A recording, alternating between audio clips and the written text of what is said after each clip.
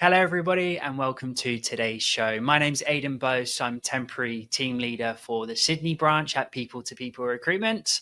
And this week, we are joined by 𝐜𝐚𝐽𝐫, author of People Perspective, to explore the evolving of AI, HR, and recruitment and how it's transforming the hiring process. Also on today's show, what is holding 60% of Aussies back from a career change? We'll explore our latest job opportunities across Australia. And then lastly, we'll reveal our new social media insights, where we ask if you would take a pay cut for exchange for a fully remote working role. Last week, just jumping into our recent stats and our questions that we asked, we did a survey which revealed 68% of HR leaders have integrated AI into their hiring. As AI continues to reshape the hiring process for many, businesses that embrace it are gaining a competitive edge. But with so many already making the shift, what does this mean for the future of talent acquisition, and how can companies continue to stay ahead? So to discuss this further, we're joined by 𝐜𝐚𝐽𝐫, author of The People Perspective. Hi, Nicole, how are you? Hi, Aiden. How are you? Thanks for having me on. Great to be here and talk about the exciting world of AI.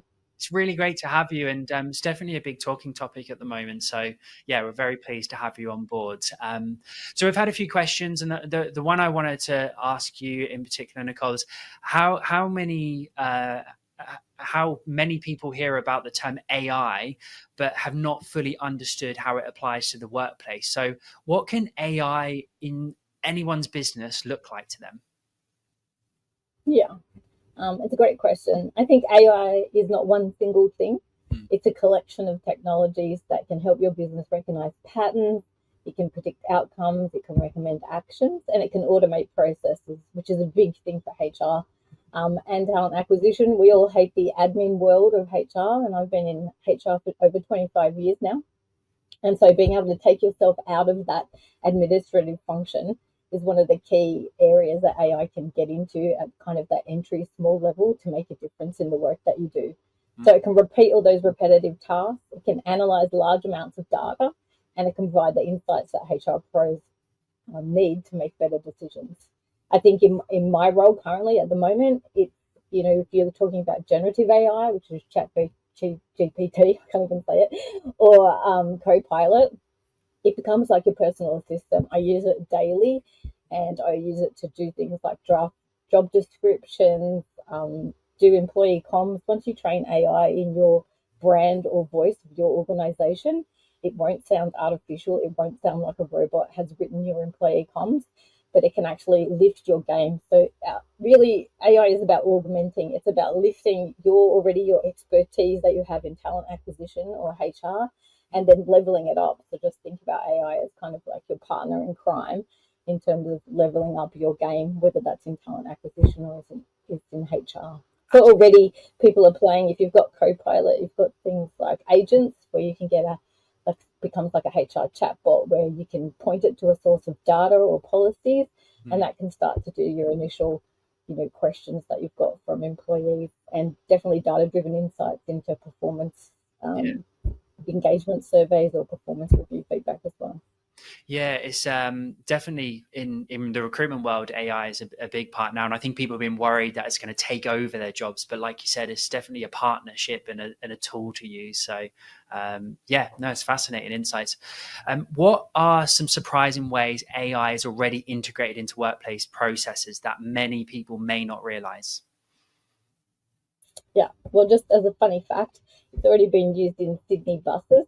So if your bus is running late and you work in Sydney and you're commuting, AI Transport New South Wales is already using AI to green light traffic lights for that bus to arrive on time. So it's already been used in our day-to-day lives, which is one area we may not know about.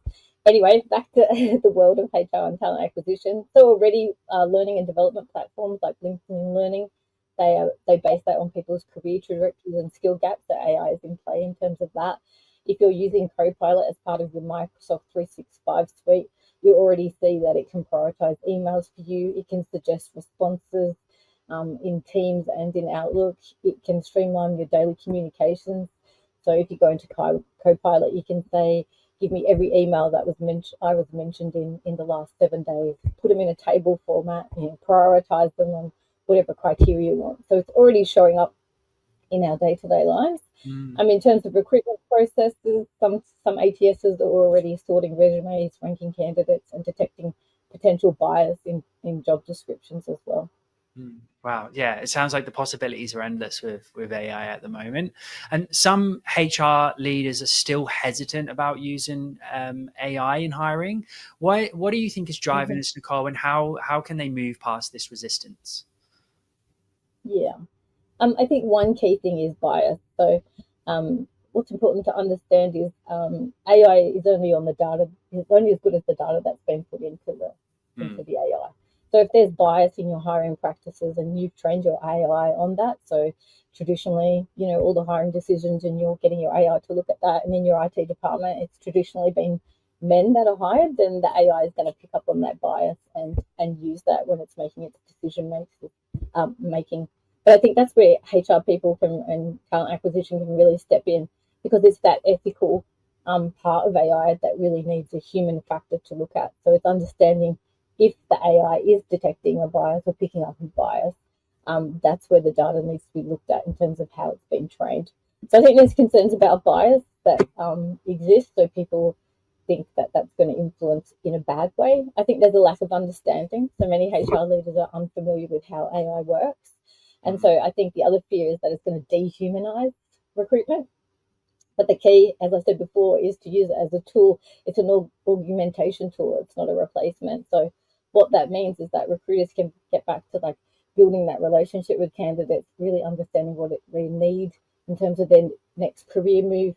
And, we all get tired of, applying for jobs and never hearing back. But by using AI, that means that we can elevate our kind of relationship part of our interaction with candidates and get our AI to do all the kind of manual and the administrative part of it. So I think from that perspective, it's really exciting because it's a common theme that comes in recruitment, that they're not getting that human touch from people. So that means that AI will be able to raise you out of that, screening your resumes based on your criteria, and then you can get back to building that kind of human connection with people. So I think it's, learning how the AI is being trained.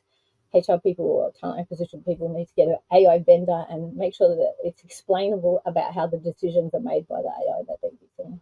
Yeah. And what would you say are the biggest misconceptions about AI in recruitment? Well, I think you touched on it before, is that AI will replace recruiters, or even that AI will replace entry-level jobs in the world of HR.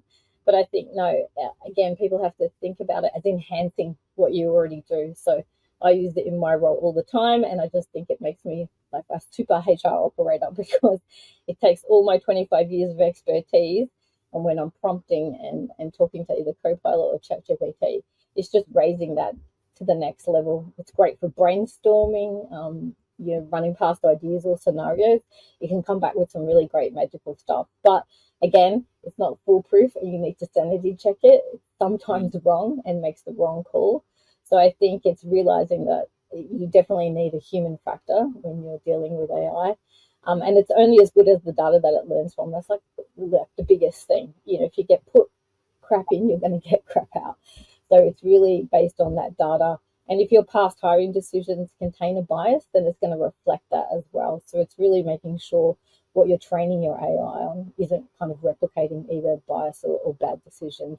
And I think maybe people think that AI is going to make that final hiring decision, but of course, you're probably only using it as part of the recruitment process. It wouldn't be doing the whole process unless you're getting you can get video now where people can replicate. You've recorded me now, so if we took this video and then loaded it up to a platform, I could probably speak 6 different languages by tomorrow, and I could be saying any kind of text or anything that you want to come out of my mouth. This can happen right now. There's platforms out there right now. And so I could be talking Swahili tomorrow, and who knows what someone could program me to have been said. So I think it's understanding the context and the ethics in the AI, and really looking at it as a, pardon the pun from Microsoft, but really viewing it as your co-pilot or your personal assistant that's enhancing what you do. So it's maintaining that human oversight, and then you've got to continuously monitor what it does. So if you are using it to shortlist, it's making sure it's producing the result that you expected it to produce, and you're not seeing some bias coming through.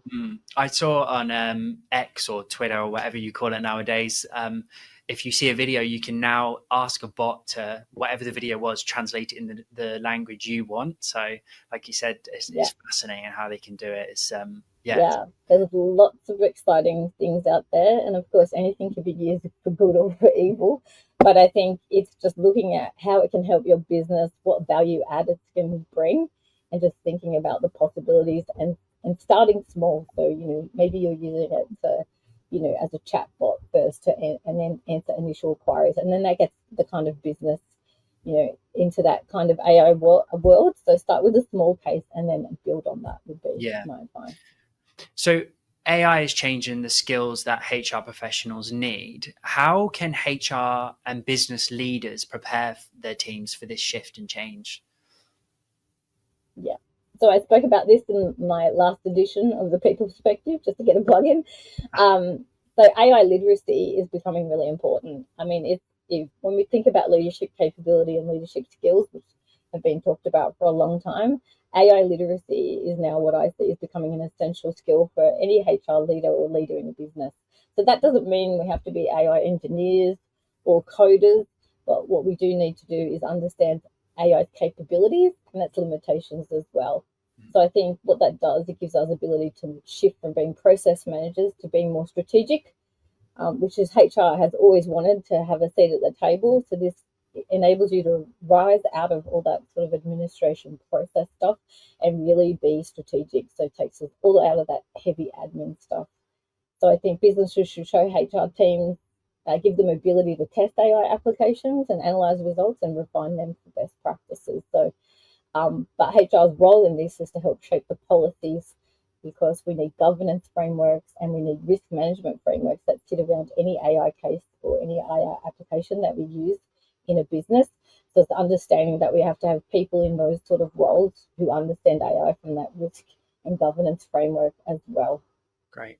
That's some really interesting insights. Thank you so much, Nicole. And how can we get a copy of your People Perspective? Where can we buy it? Oh, it's my online newsletter on LinkedIn. I wish it was a publication. Maybe one day it could become live. It should. So if you follow me on LinkedIn, you'll find the People Perspective. I've done my last 4 editions have been about AI, but I just talk about People Perspective in general. I feel like I've done 25 years in HR, so there's a lot of stuff in my head to help other HR people or talent acquisition people in their role in HR.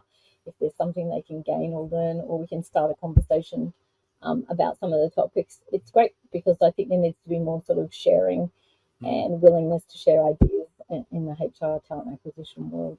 Absolutely. Well, thank you so much for your time, and really, really appreciate all the insights.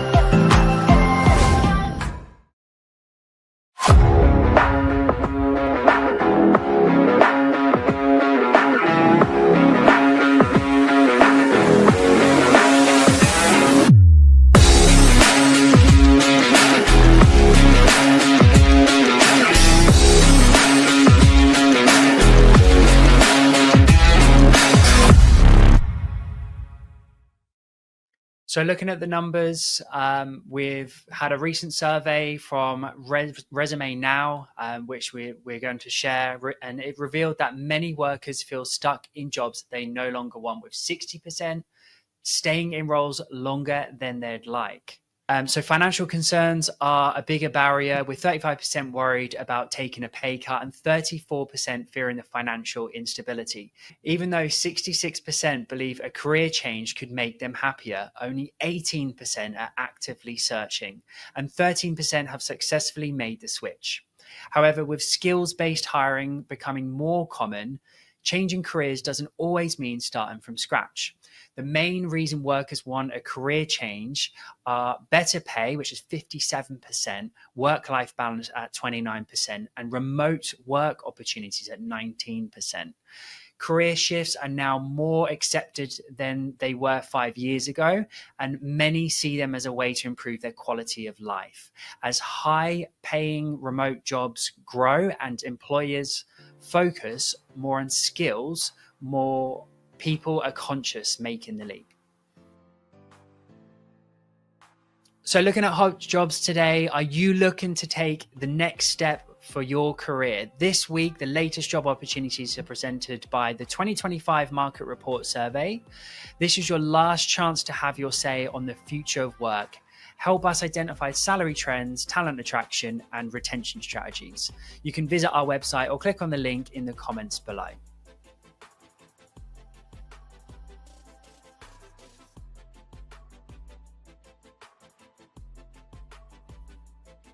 So I wanted to thank everybody for joining today. Thank you, Nicole, for your fascinating insights on AI.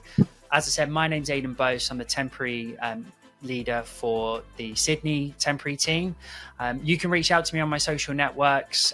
You can call me, or if you have any questions, please feel free to send me a message. But thanks again, and I look forward to joining you with some more insights next week.